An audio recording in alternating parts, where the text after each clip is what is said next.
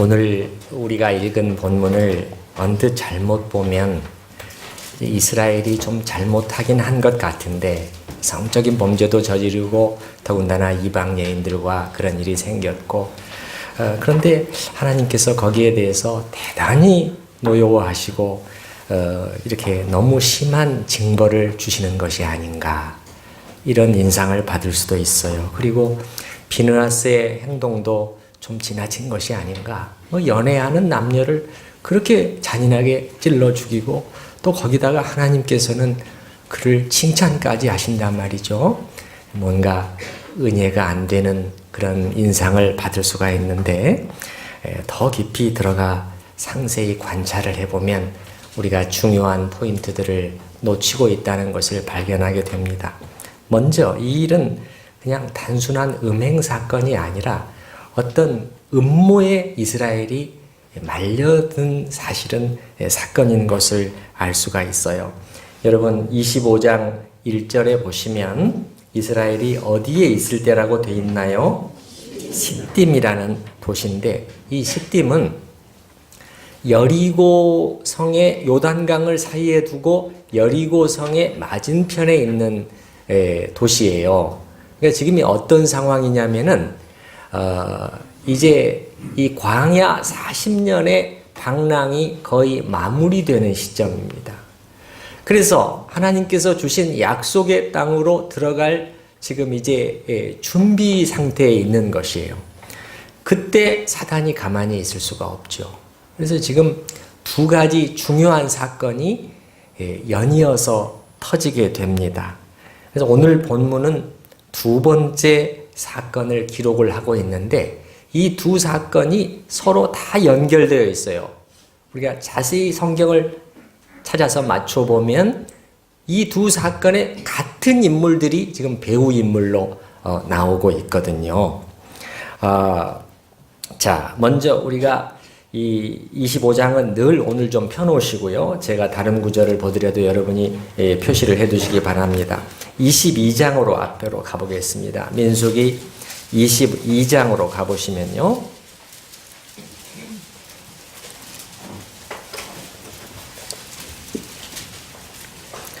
(22장 1절에) 보시면 이게 첫 번째 사건입니다. 이스라엘 자손이 또 길을 떠나 모압 평지에 진을 쳤으니 요단 건너편 곧 여리고 맞은편이더라. 여리고는 어떤 성입니까? 가나안 땅의 첫 번째 이제 이렇게 그 진격한 도시잖아요. 그 맞은편에 지금 진치면서 들어갈 준비를 하고 있는데 이때 이제 방해가 생기는 거죠. 7절에 가보셔요. 7절에 가보시면 모압 장로들과 미디안 장로들이 손에 복채를 가지고 떠나 발람에게 이르러 발락의 말을 그에게 전하매. 그럼 두 사람이 나오죠. 한 사람은 누구죠? 발람. 또 하나는 발락. 둘 다 이 발씨가 돼가지고 이게 좀 혼동스러운데 형제는 아닙니다. 형제는 아니고 이 앞에 발람은 이제 예언자, 그 당시에 사람들이 인정했던 예언자고 발락은 모압의 왕입니다. 모압의 왕이에요. 그래서 발락이 이 예언자 발람을 불러서 이제 이스라엘을 저주하게 하려고 했던 사건이에요. 근데 이 사건은 실패했습니다. 하나님께서 강권적으로 개입을 하셔서 그 저주를 축복으로 바꿔버리셨죠. 그 다음에 나오는 사건이 이제 25장입니다. 25장. 그래서 25장 1절에 이제 이게 나오는 거예요. 이스라엘이 시딤에 머물러 있더니 비슷한 지역에 머물러 있었을 때 첫 번째 시도는 실패했단 말이죠. 두 번째 시도를 다시 하고 있는 것이에요. 누가? 같은 배후 인물들이 그 짓을 벌이고 있다는 것이에요. 무엇으로 알 수 있느냐? 두 사건 모두의 발람과 발락이 배후 인물로 지목이 되고 있어요. 오늘 읽은 25장 본문에는 두 사람의 이름이 안 나와요. 생략이 되어 있는 것이죠. 근데 여기 여러분 31장으로 잠깐 가보시면, 자, 31장으로 가보십시다. 31장 16절에 보시면, 31장 16절에 보시면 발람이 꾀를 부려서 이 일이 일어났다고 기록이 되어 있어요. 보라, 이들이 31장 16절, 보라, 이들이 발람의 꾀를 따라 이스라엘 자손을 부올의 사건에서 여호와 앞에 범죄하게 하여 여호와의 회중 가운데 연병이 일어나게 하였느니라. 이렇게 발람이 배후 인물로 지적이 되고 있고, 지적이 되고 있고, 오늘 찾아서 읽지는 않겠습니다만은 신약 성경 요한계시록에 가게 되면 이 민수기 25장 사건을 다시 한번 언급하면서 그 배후 인물로 발람과 발락을 다시 또 지목을 하고 있단 말이죠. 제가 읽어드리기만 할게요. 계시록 2장 14절인데 이렇게 되어 있습니다. 발람이 발락을 가르쳐 이스라엘 앞에 올무를 놓아 우상의 제물을 먹게 하였고 또 행음하게 하였느니라. 정확히 민수기 25장을 가리키는 사건이에요. 세 가지 사실을 말해주고 있어요. 이것은 첫 번째는 예언자 발람이 모압왕 발락을 가르쳤다. 방법을 가르쳐줬다는 거예요. 무슨 방법을? 두 번째는 이스라엘 앞에 올무를 놓는 방법을 가르쳐 주었다는 거예요.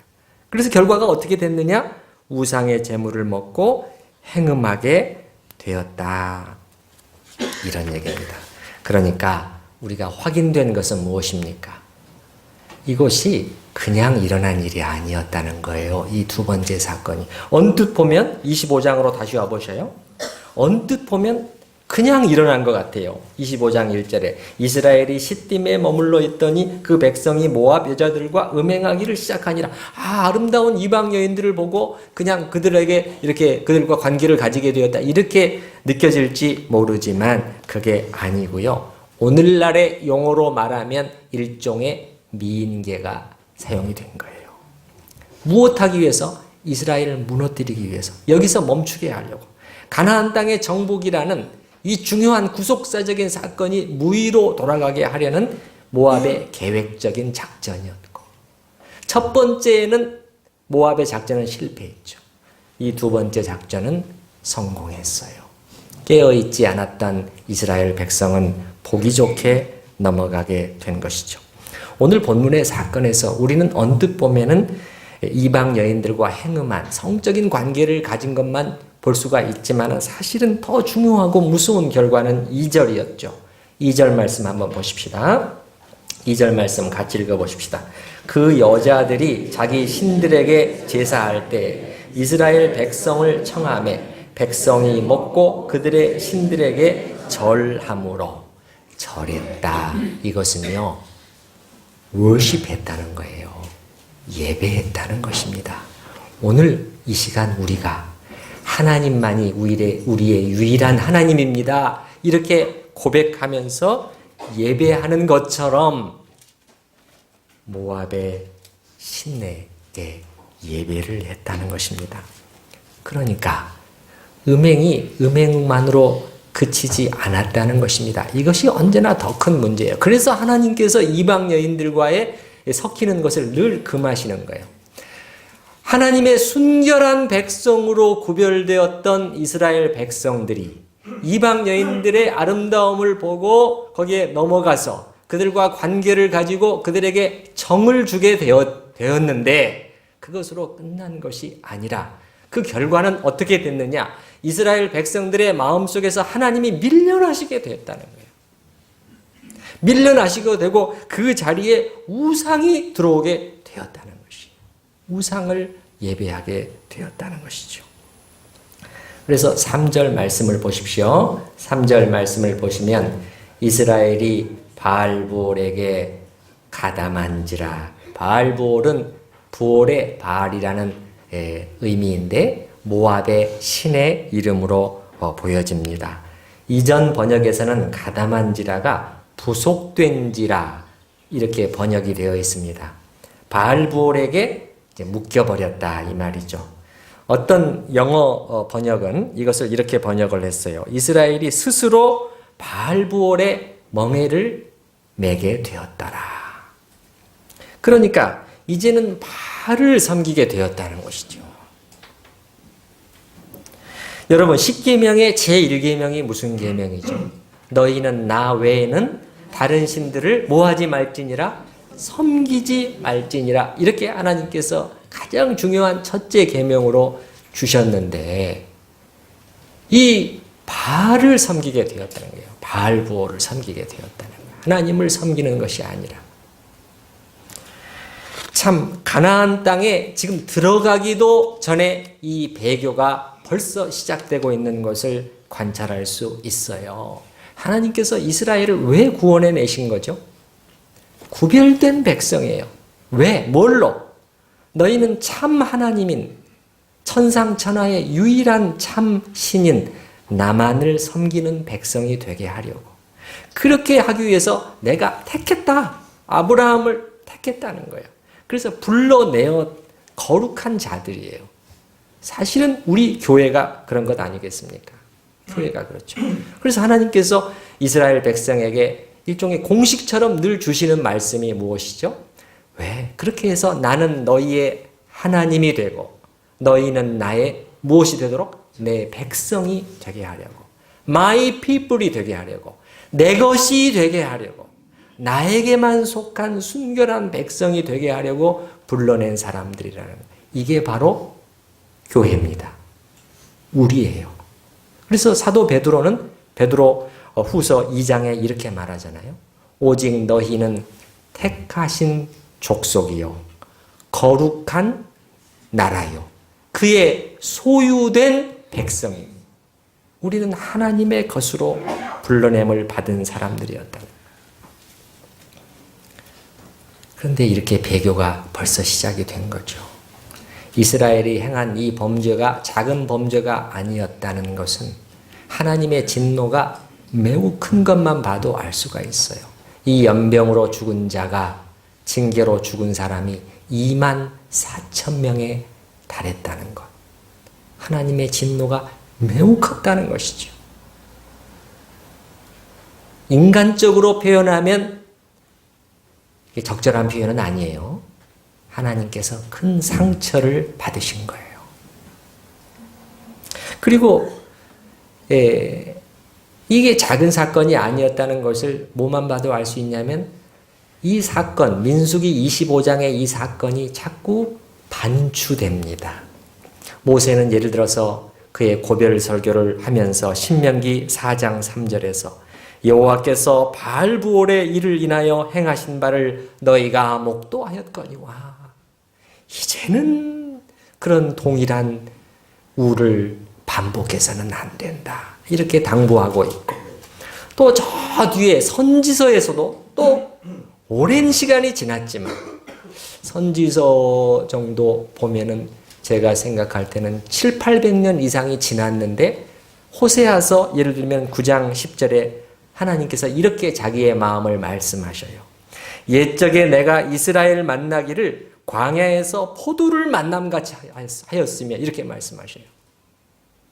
광야에서 사막길에서 포도를 만남같이 하나님께서 기뻐하셨다는 거예요. 그 다음에 너희 열조 보기를 무화과 나무에서 처음 맺힌 첫 열매를 봄같이 하였거늘 저희가 바알부올에 가서 부끄러운 우상에게 몸을 드림으로 저희의 사랑하는 우상같이 가증하여 졌도다. 민수기 25장 이 사건을 하나님께서 다시 말씀하시는 거예요. 하나님이 매우 고통스러워 하셨다는 것을 알 수가 있는 것이죠. 이럴 때 하나님께서는 어떻게 하시는 거예요? 당신의 백성이 이렇게 할 때 하나님께서는 질투하시는 것입니다. 질투를 하게 되시는 거예요. 자, 11절 말씀을 보십시다. 민수기 25장 11절 말씀에 보시면 제사장 아론의 손자 엘르아살의 아들 비느하스가 내 질투심으로 질투하여. 그 다음에 또 질투라는 단어가 11절 뒷부분에도 나오고 13절에도 또 질투라는 단어가 나와요. 그래서 어떤 번역에서는 하나님께서 질투하신다. 그거 좀 얼른 받아들이기 어려우니까 영어 번역 같은 어떤 영어 번역은 질투라는 단어를 열정으로 바꿔서 번역한 것도 봤어요. 예, 그런데 원어에서는 정확히 질투라는 단어를 사용하고 있고요. 하나님께서는 이 단어를 사용하심에 거리낌이 없으셔요. 십계명을 주실 때도 뭐라고 말씀하셨어요? 나 여호와 너희 하나님은 질투하는 하나님인지 분명히 하셨죠. 그런데 조심하셔야 될 것은 이 질투는 우리의 질투하고는 완전히 성격이 다른 것이죠. 이거는 거룩한 질투예요. 이거는 우리의 인간의 이기적인 소욕에서 발원되는 죄로서의 질투와는 전혀 다른 것이고, 이건 좋은 질투, 이거는 필요한 질투, 반드시 있어야 할 질투인 것입니다. 근데 제가 한번 질문을 해보겠습니다. 하나님께서 왜 우리를 향하여 우리가 이렇게 했을 때 질투하실까요? 왜 질투하시죠? 뭐 때문에 질투하시죠? 뭐 하기 때문에? 사랑하시기 때문에 질투하시는 거예요. 여러분, 사랑과 헌신이 없는 곳에 질투가 있을 수가 없는 것이에요. 제가 전에 그 통속적인 그냥 일반적인 영화 하나를 본 적이 있었는데, 그 영화 제목이 우리나라에서는 상영이 안 된 것 같은데 The Unfaithful이라고 해서 뭐 그대로 번역하면 신실하지 못한 자, 그런 정도의 뜻일 것 같아요. faithful 하지 않은 자라 이 말이죠. faithful이라는 것은 신실한, 성실한, 충성스러운 그런 뜻인데, 남녀관계 이 단어가 사용되면은 서로를 향한 순결과 정조를 나타내는데 이 단어가 사용이 돼요. 이거는 리차드 기어라는 영화 배우가 주연하는 통속적인 그냥 남녀관계를 묘사한 것이었는데, 평범한 가장이었던 남편, 그 카센터를 운영하는 남편이었는데, 이 아내를 무척 사랑하고 가정에 충실한 그러한 남편이었고, 또 아내도 그렇게 남편을 사랑했었는데, 그러다가 쭉 진행이 되면서 아내가 어느 날 이렇게 실수를 하게 되는 거예요. 연하의 젊은 남자와 말하자면 잠깐 바람이 나게 되는 것입니다. 너무너무 친절하고 너무 자상하게 대해주는 것에 잠깐 넘어간 거예요. 우리 그런 부분에 많이 약하죠, 사람이. 거기 넘어가게 된 거예요. 그러다가 뻔하잖아요. 또 그 남자가 실증이 나니까 다른 여자가 생기게 되고 서로 싸우고 헤어지게 되는 뻔한 스토리인데, 그 사이에 이런 사실을 눈치채게 된 남편이 엄청나게 괴로워하다가 그 사람이 도대체 누구길래 내 아내가 그렇게까지 빠졌는가, 이렇게 그 사람을 한번 찾아가서 만나게 돼요. 그런데 그 남자에게 자기가 아내에게 주었던 선물을 그 남자가 가지고 있는 거예요. 이게 순간적으로 자제력을 잃고 그 사람을 그냥 무슨 물건으로 머리를 쳤는데, 그것으로 인해서 그 사람이 죽게 돼요. 이 영화를 소개하는 것은 끝부분의 대사가 기억나기 때문인데, 어둑어둑해질 때 이제 경찰서로 자수하러 가는다. 남편과 아내가 같이 타고 있는데 신호등에 차가 잠깐 멈추었습니다. 이제는 부부가 대화를 나눌 기회가 이제 거의 없어지게 되는 거예요. 말없이 부부가 앉아있고, 아내도 남편한테 말할 수 없는 미안함 속에 있는데 남편이 그렇게 말을 해요. 나는 당신과 가족에게 내 전부를 바치다시피 했는데 당신은 어떻게 그 시간에, 내가 그렇게 당신을 사랑하고 있는 동안에 그 젊은 놈이랑 그런 짓을 할 수가 있어. 이렇게 말하는 것이죠. 남편은 자신의 전부를 바쳤기 때문에 질투할 자격이 있는 것입니다. 우리 하나님은 어떠신가요? 우리 하나님도 우리를 질투할 자격이 있으신가요? 왜 그렇죠? 성경을 살펴보면 하나님께서는 우리에게 자신의 전부를 내어주셨다. 그렇게 계속해서 말씀하고 있잖아요. 자기 피로 우리를 사셨다.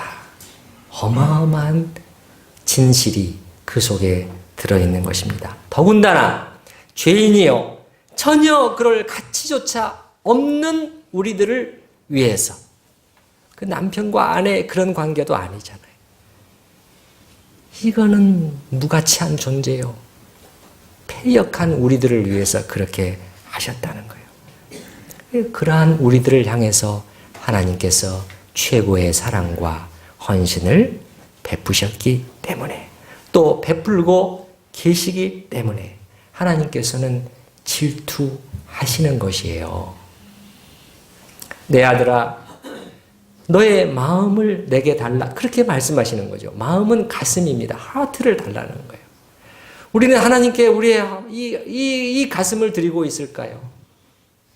그런데 우리가 하나님 이외에 다른 것들에 우리의 마음이 빼앗길 때 우리의 마음을 주는 거죠, 거기다가. 그럴 때 하나님께서는 순결하고 아름다운 질투로 질투하시게 되는 거예요.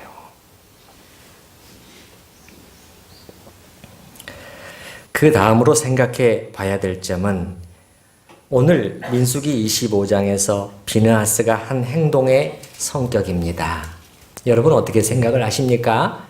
이 비느하스가 한 이 행동이 하기가 쉬운 행동이었을까요? 아니면은 어렵고 힘든 결단과 행동이었을까요? 이 민수기 25장을 언뜻 보면은 이게 무슨 아부하는 행동처럼 느껴지기도 해요. 저도 처음에는 그런 인상을 받았어요. 이참에 하나님의 눈에 한번 들어보자 하고 그냥 나가서 행동을 해가지고 칭찬도 받고 상도 받고 싶어서 말이죠. 그러니까 뭐 이런 일이 그리 힘든 일이었겠나. 전능하고 두려우신 하나님 편에 서는 것이 뭐가 어려운 일인가.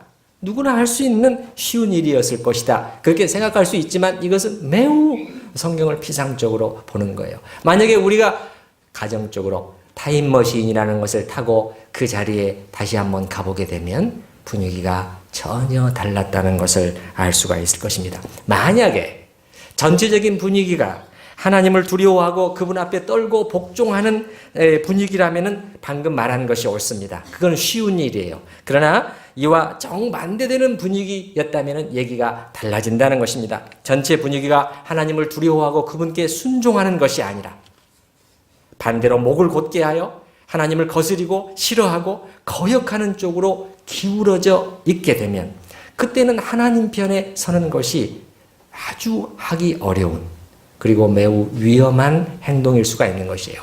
자, 여러분이 기억하고 계시지만은 우리는 이와 같은 상황을 잘 알고 있어요. 특히 출애굽의 초기 가나안 땅을 정탐을 했을 때 12명의 정탐꾼을 보내고 와서 보고를 했지요. 뭐라고 보고를 했어요? 정말 젖과 꿀이 흐르는 땅이긴 한데 거기를 차지하고 있는 사람들이 도무지 우리는 상대가 안 되는 사람들이더라. 네피림 후손, 아낙 자손, 대장부들이었는데 우리가 비교해 보니까 우리는 우리를 보기에도 메뚜기 같더라. 이렇게 보고가 됐잖아요. 그때 이스라엘 백성들이 보인 반응이 뭐였지요? 여러분 우리 25장을 역시 펴놓고 앞에 14장으로 한번 가보십시다. 217페이지 근처인데요.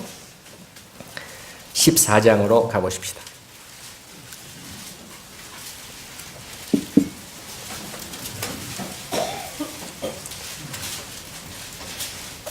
온 회중이 14장 1절부터 보시면 민수기 14장 1절부터 온 회중이 소리를 높여 부르짖으며 백성이 밤새도록 통곡하였더라. 그런데 이 통곡은 회개의 눈물이 아니라 원망의 눈물이었다니까요. 이스라엘 자손이 다 모세와 아론을 원망하며 온 회중이 그들에게 이르되 우리가 애굽 땅에서 죽었거나 이 광야에서 죽었으면 좋았을 것을.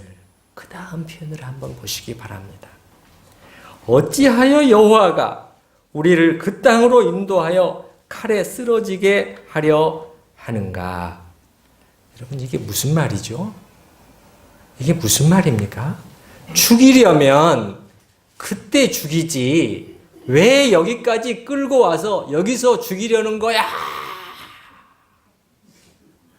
제가 너무 묘사를 노골적으로 해서 죄송합니다. 근데 참 놀랍죠, 여러분. 이분들이 어떤 사람들이에요? 큰 바다가 갈라지는 것을 봤고요. 거기에 애굽의 대군이 수몰되는 것을 다 본 사람들이에요. 그래서 구원의 하나님을 크게 기쁨으로 찬양했던 수백만의 회중들이었지만 바뀌려면 이렇게까지 바뀔 수가 있다는 거예요. 실제로 불행하게도 광야에서 이런 일들이 종종 일어났어요. 하나님을 슬프시게 하는 거역의 사건들이 일어나게 된 것이죠. 그럼 이런 일들이 되게 어떻게 되게 됩니까? 다 단계가 있어요.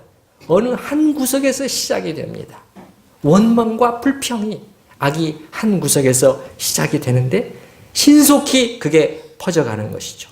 그래서 나중에는 하나님을 반역하는 심리가 전체 분위기를 장악하게 돼요.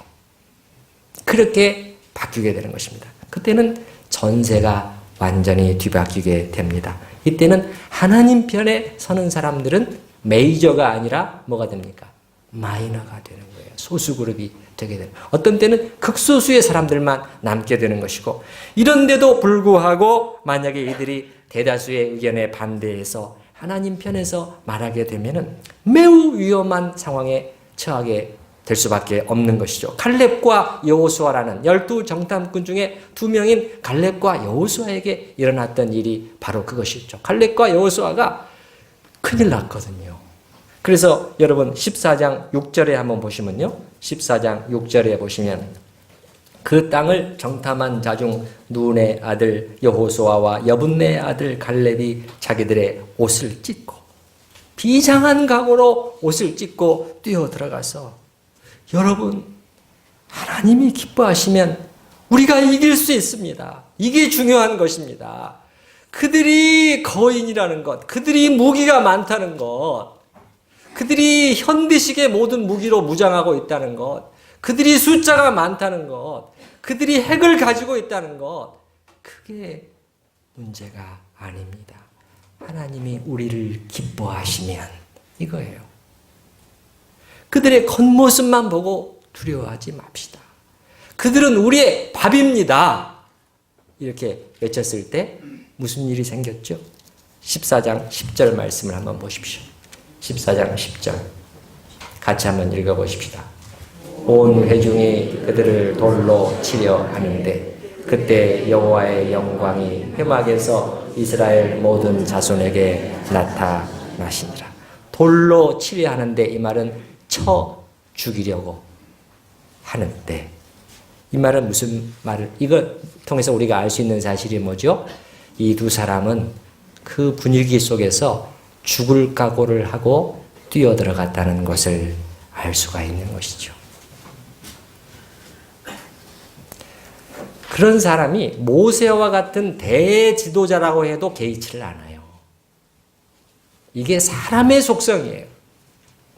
이 완악함이 그 정도예요. 여러분, 그 출애굽기 17장에 여러분이 나중에 찾아보시면 그 무리바 사건이죠. 물이 없어 목이 마르고 죽게 생겼으니까는 모세도 쳐 죽이려고 했어요. 모세도 쳐 죽이려고. 오늘 비느하스의 경우로 돌아와 보십시다. 25장으로 다시 돌아와 보시면 이때도 전체적인 분위기가 비느하스에게 결코 유리한 상황이 아니었다는 것을 알 수 있습니다. 무엇만 봐도 알 수 있느냐? 죽은 자들의 대범한 행동을 보면은 짐작을 할 수가 있어요. 여러분 6절 말씀, 민수기 25장 6절 말씀 같이 읽어보십시다. 이스라엘 자손의 온 회중이 회막문에서 울 때 이스라엘 자손 한 사람이 모세와 온 회중의 눈앞에 미디안의 한 여인을 데리고 그의 형제에게로 온지라. 온 회중이 지금 연병이 하나님의 진노가 터지고 지금 울고 있는데, 비통해 하고 있는데, 잘 보세요. 모세와 온 회중의 뭐에? 눈앞에요. 눈앞에요. 그러니까 이게 지금 몰래 하다가 들킨 것도 아니었고요. 실수도 아니었어요. 실수도 아니었어요. 그들이 모세, 지도자인 모세, 그 다음에 온 회중들이 보는 앞에서 버젓이, 보란 듯이 자기들의 거처로 들어가서 이렇게 한 거예요. 이거는 뭘 말해줍니까? 이미 대세가 완전히 기울어져 있었다는 거예요. 이들의 한 행동은 일종의 여호와 신앙, 하나님 신앙에 대한 공개적인 조소요 반항이라고 해도 옳을 거예요. 바알부올에게 부속되어 버렸잖아요. 예. 만약에 여러분 그렇지 않고 전체적인 분위기가 하나님을 두려워하는 분위기였다면 감히 이렇게 할 수 있었을까요? 감히 이렇게 할 수 있었을까요? 이거 한번 잘못하면 맞아 죽는 일이잖아요. 그렇잖아요. 요즘 우리나라도 뭐 제가 뉴스에서 그런 언론 보도를 본 적이 있습니다만은 정권이 또 바뀌게 되니까는 갑자기 어느 한 그 인터넷 커뮤니티 사이트의 사람들이 다 자기 글을 삭제해달라고 막 요청에 쇄도하고 있다는 거예요. 내 댓글을 다 지워달라고. 잘못하면 자기 당할 것 같으니까. 사람들은 이렇게 분위기에 민감하단 말이에요. 이때도 마찬가지예요. 이들이 이렇게 자신만만해 있었다는 것은 뭐냐면 음행과 우상 숭배하는 이 악이 이스라엘 가운데 이미 많이 퍼져 있고 커다란 세력을 확보했다는 것을 말해준다는 것이죠. 그리고 성경은 또 한 가지 사실을 덧붙이는데 죽은 두 남녀 모두가 상당히 힘있는 배경을 갖고 있는 사람들이었다는 사실을 덧붙여서 설명하고 있는데요. 14절 우리가 읽지는 않았습니다만 저 밑에 14절 말씀을 보셔요. 죽임을 당한 이스라엘 남자 곧 미디안 여인과 함께 죽임을 당한 자의 이름은 시므리니 살루의 아들이요 시몬인의 조상의 가문 중 누구이며 한 지도자이며 15절 여인도 마찬가지예요. 죽임을 당한 미디안 여인의 이름은 고스비이니 수르의 딸이라. 수르는 미디안 백성의 한 조상의 가문의 무엇이었더라? 수령이었더라. 18절에서는 지휘관이었더라. 이렇게 말을 하고 있는 것입니다. 이 모든 사실이 우리한테 말해주는 것은 지금은 전혀 반대의 분위기였고 우리가 생각하는 분위기하고 전혀 달랐고 비느하스의 행동은 어떤 아부와도 같은 행동과는 거리가 멀었다는 것입니다. 매우 힘들고 위험한 상황 가운데서 갈렙과 여호수아도 같이 소수의 의인의 편에 지금 서는 결단이었죠. 어떻게 보면 생명을 건 용기였고 결단이었다고 봅니다. 하나님께서 이게 개입하지 않으셨다면, 전염병으로 개입하지 않으셨다면 그들의 운명이 어떻게 되었을지는 거의 확실해요. 우리가 알아야 할 것은 언제나 의인은 많지 않은 것이고 그 소수의 의인들과 함께 하나님 편에 서는 일도 결코 쉽지가 않다는 것입니다. 우리의 신앙생활의 길이 그래요. 그 길로 우리를 부르셨는데 쉬울 것 같죠? 멋있어 보여요. 그러나 진짜 그 길을 걷기 시작하면 우리가 금방 느끼게 되는 것은 외로움이에요. 외로움이죠. 왜 외로움이죠? 많지 않기 때문에, 소수이기 때문에 그러는 것이죠. 주기철 목사님이 신사참배를 반대하고 감옥 속에 계시는 동안에 감옥의 고통보다도 사실은 장로교 목회자들로 인해서 더 큰 고통을 겪었을 거예요. 장로교단 자체가 넘어갔잖아요. 일본 경찰의 이 협박 가운데서. 그래서 자기들을 합리화하는 거죠, 이제는. 일본이 그렇게 살짝 비틀었잖아요. 신사참배는 종교의식이 아니라는 거예요. 여러분의 신을 그대로 믿어라. 이거는 국가의례라는 거예요. 국가의례니까 그냥 거기에 따라주라는 거예요. 그래서 다 넘어갔으니까 이제는 어떻게 되는 거예요? 당신만 잘났어. 뭐가 그렇게 대단해? 이렇게 괴롭혔다니까요. 이렇게 괴롭혔어요. 얼마나 외로웠겠어요. 오늘날 우리가 주기철 하니까 그런 것이지, 그 당시는 아무도 알아주지 않는 가운데 외롭게 죽어갔어요. 그냥 죽어갔어요. 네. 모든 일이 다 마찬가지입니다. 주님을 따른다는 것이 종교개혁을 일으켰던 루터도 마찬가지고요. 루터가 느꼈던 것은 온 세상이 자기를 대적하는 그것을 느꼈을 것입니다. 온 세상이. 이건 엄청난 외로움인 것이죠. 소수의 의인과 함께 하나님 편에 서는 일은 늘 쉬운 일이 아닙니다. 그래서 우리 주님께서 미리 말씀하셨죠. 생명으로 인도하는 문은 좁고 길이 협착하여 찾는 이가 적음이니라. 그리고 오늘 비느하스가 이제 마지막으로 이렇게 할 수 있었던 것은 어떻게 이런 신앙의 용기를 발휘할 수 있었을까요? 저는 그 속에 무엇보다도 하나님을 위한 거룩한 열정과 질투가 그 마음속에 있었기 때문에 이러한 선택을 할 수 있었다고 봅니다. 11절 말씀에 보시면, 11절을 다시 한번 보시면, 제사장 아론의 손자 엘르아살의 아들 비느하스가 내 질투심으로 질투하였다. 하나님의 질투로 질투하는 그 마음이 비느하스 속에 있었다는 거예요. 이 불이 있었다는 거죠. 13절에도 보면, 13절에도 그와 그의 후손에게 영원한 제사장 직분의 언약이라. 그가 그의 하나님을 위하여 질투하여. 하나님을 위한 이 순결하고 아름다운 질투, 하나님을 위한 마음이 비느하스의 이 마음속에, 그분의 영광을 위한 이 간절한 이 디자이어가 비느하스의 마음속에 있었는데, 성경을 읽어보게 되면 이것이 바로 하나님의 사람들 속에 공통적으로 발견되는 마음이라는 것이에요. 공통적으로. 선지자들도 마찬가지예요. 우리가 선지서들을 언뜻 읽으면은 여호와의 말씀이 내게 임하여 가라사대. 그러면 너희 백성들아 들으라. 하나님께서 말씀하시니까 기계적으로 받아서 전달한 것 같죠? 전혀 그렇지 않아요. 선지자의 마음은 먼저 하나님의 마음이 그 안에 부어져요.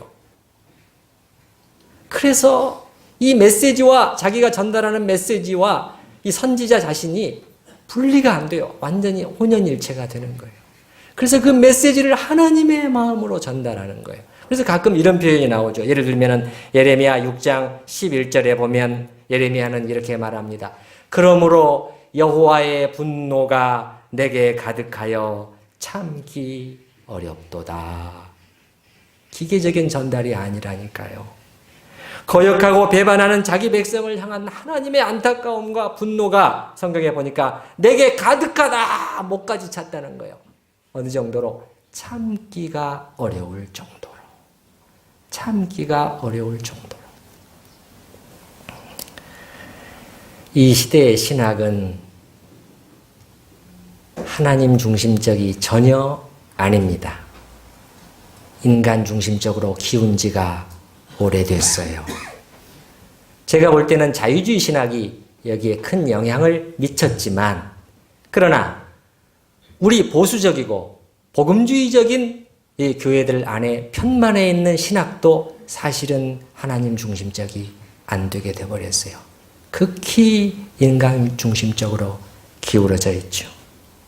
그러나 하나님이 찾으시는 사람들은 하나님은 그 한 사람을 지금도 찾고 계시는 것이죠. 어떤 사람들? 비느하스와도 같이 하나님의 마음을 읽고 그분의 심정을 느끼는 사람이죠. 그 사람을 하나님께서는 찾으시는 거예요. 그리고 그 사람을 만나면 내 마음에 합한 사람이다, 이렇게 말씀해요. 여기 오늘 여러분 보시면 알겠지만 비느하스가 나의 마음을 시원케 하였다. 하나님께서 그렇게 말씀하시잖아요. 예수님도 마찬가지였어요. 예수님께서 막 성전에 들어가서 상을 뒤엎으시고 심지어 채찍을 만들어서 사람들을 쫓아내시는 이러한 이해할 수 없는 행동을 하셨지만 성경 기자들은 성령의 감동으로 그것을 기록하기를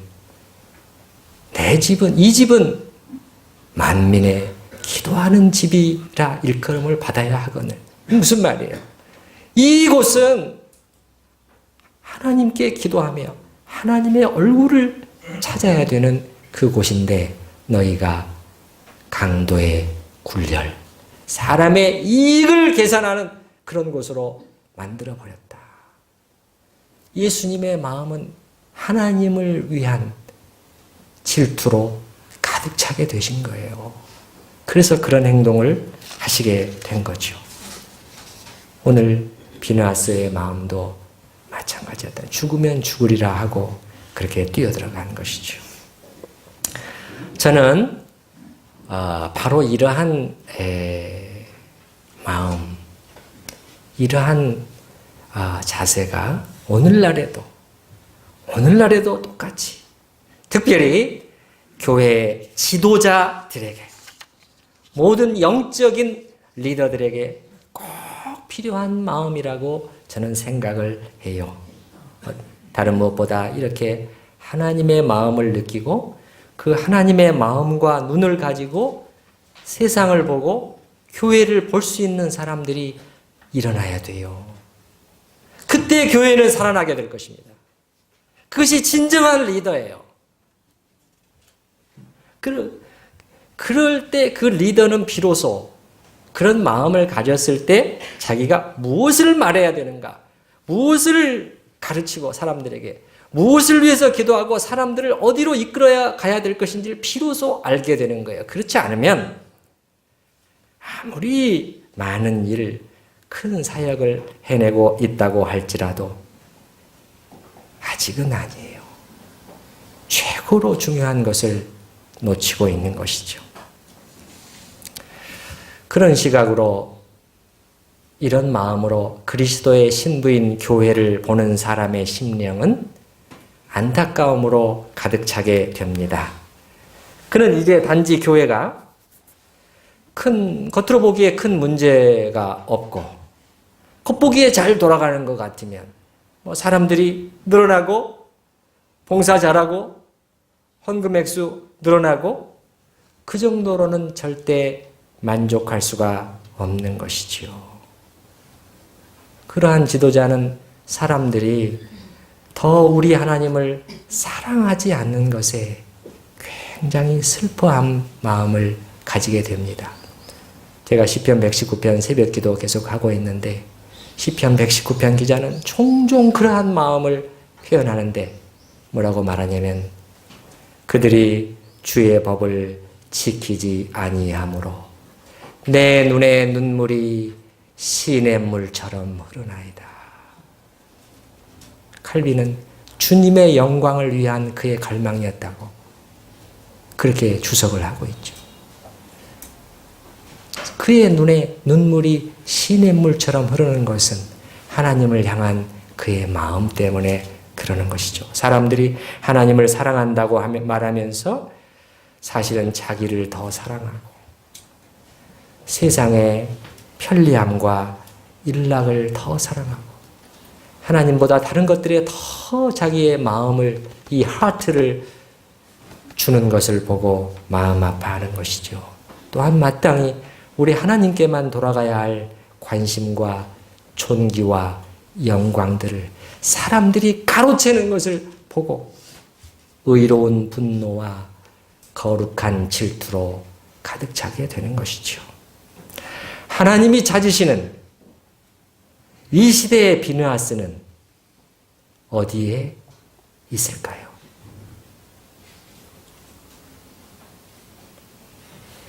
우리 11절부터 13절까지 같이 읽고 마치도록 하십시다. 11절부터 제사장 아론의 손자 엘르아살의 아들 비느하스가 내 질투심으로 질투하여 이스라엘 자손 중에서 내 노를 돌이켜서 내 질투심으로 그들을 소멸하지 않게 하였도다. 그러므로 말하라. 내가 그에게 내 평화의 언약을 주리니 그와 그의 후손에게 영원한 제사장 직분의 언약이라. 그가 그의 하나님을 위하여 질투하여 이스라엘 자손을 속죄하였음이니라. 하나님께서 비느하스를 얼마나 기뻐하셨는지, 그리고 왜 기뻐하셨는지를 우리가 배웠습니다. 이 시간 우리 같이 또 기도하십시다. 하나님이 찾으시는 사람이 어디에 있다는 것을 보았습니다. 주님, 저에게도 그러한 아름다운 마음을 부어주시옵소서. 우리 다 같이 정말 진정으로 우리가 바라보고 추구해야 될 자세가 무엇인가를 생각을 하며, 비느하스의 질투가 무엇이었는가를 생각을 하며 같이 기도하십시다.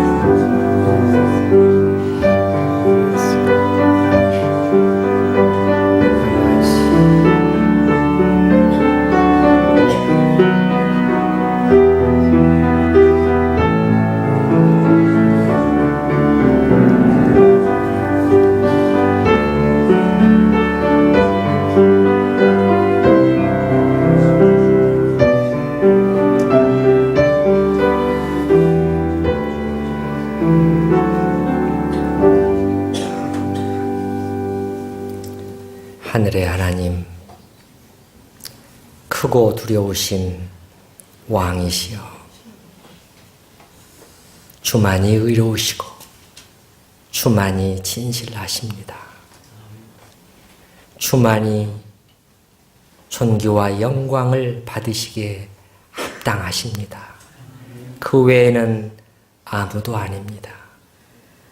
우리도 아닙니다.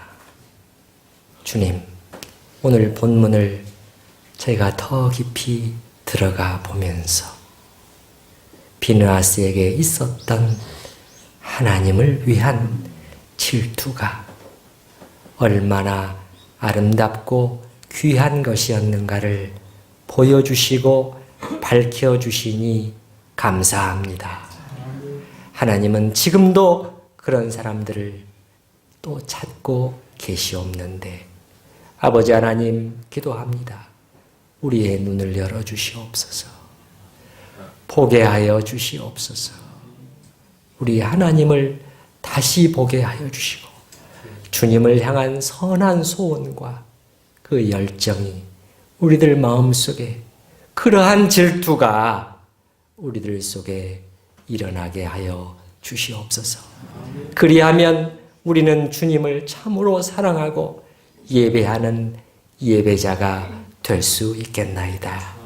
예수님의 이름으로 기도드립니다. 아멘. 우리 찬송가를 좀 바꿔서 79장 주 하나님 지으신 모든 세계, 1절, 3절, 4절 부르시도록 하겠습니다.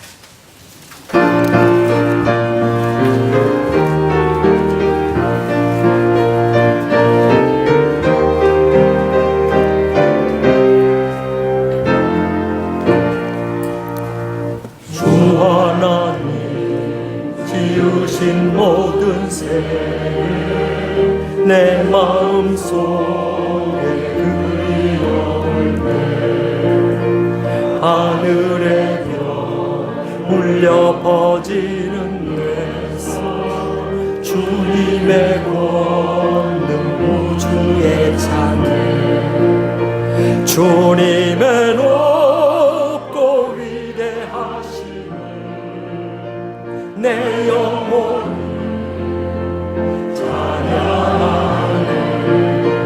주님의 높고 위대하심을 내 영혼이